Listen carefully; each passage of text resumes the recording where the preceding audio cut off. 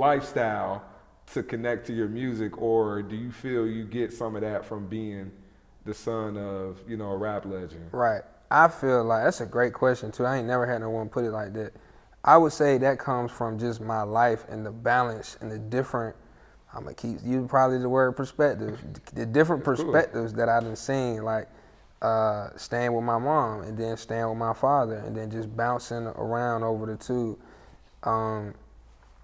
I think that has a lot to do, because if I was just on one side, I would be leaning more towards that side. You know what I mean? But because I see the flip side of each, I think that's what kind of had me asking more questions and kind of led me to figure out more and realize more.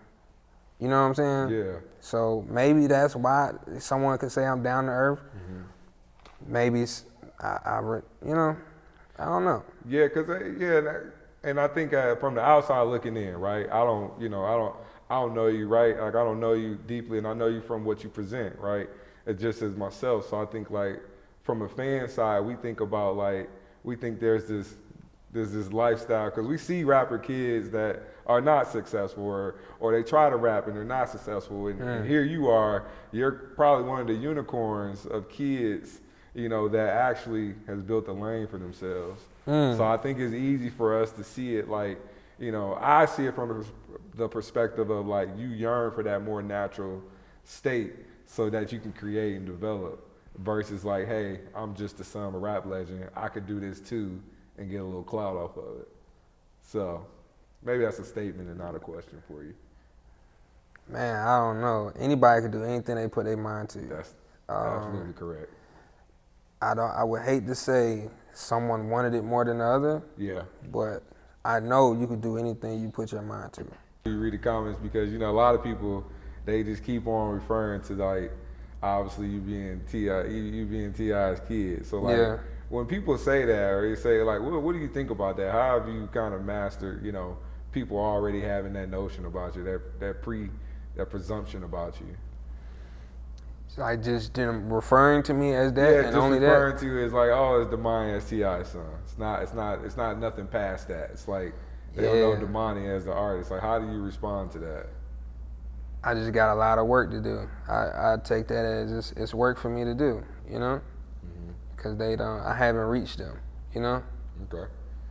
Now can I ask you a few questions about your dad, just kind of from your perspective? Like, which one of his albums or music, it could be a song or an album, kind of really inspired you? Like, dang, like this is the moment I knew my dad was that, you know, that nigga. Dang, okay.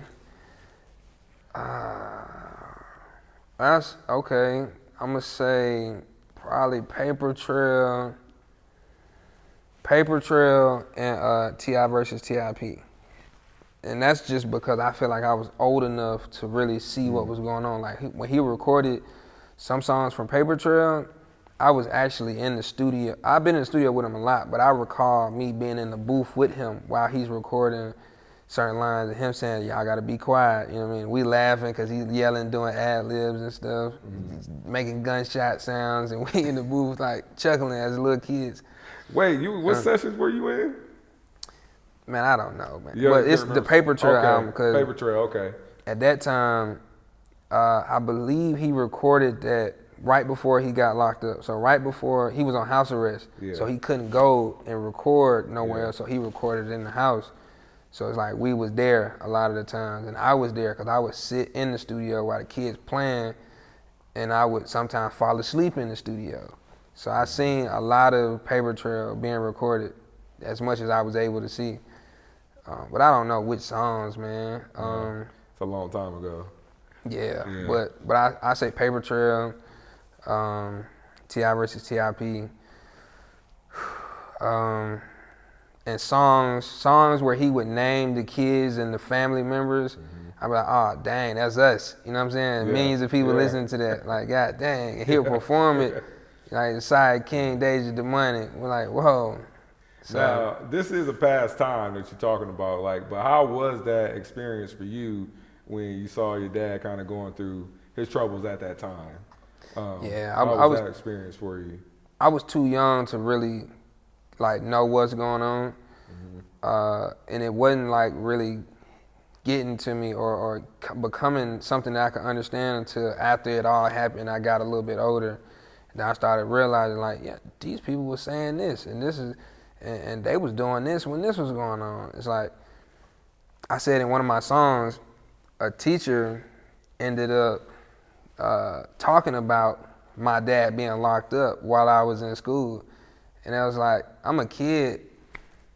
But then when I got older, I'm like, what made you say some junk like that? You know? Yeah, that's weird. Yeah. That's weird. So she talked about like she was like breaking the news to the classroom or something.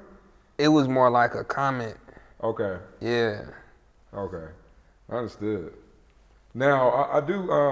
I think I might have missed this question when your dad was here after the interview, and we wanted to know, kind of, do you feel "Still Ain't Forgave Myself" is underappreciated as in hip hop as one of those top songs? His catalog in general, man, that's a very good song. His whole catalog in general is just underappreciated, and that's because he don't really care to show light. You know what I mean? He don't care about the people that don't know. You know? Okay. He don't care to say this is what this was, and this is what I did. He don't care at all. And his whole catalog, people don't know until, let's say there was a versus, and you hear all the back to back. Or if you in the club with him, you in the club, like, cause when he goes to the club, the DJ gonna play all his hits, a snippet of all his hits, saying, "Oh, we got Tip in the building." Bro, he's playing hits for an hour in the club. Yeah, a lot of them. He has a lot. 30-minute snippets for an hour, it seemed like, in the club, hits. You're like, God dang, Tip.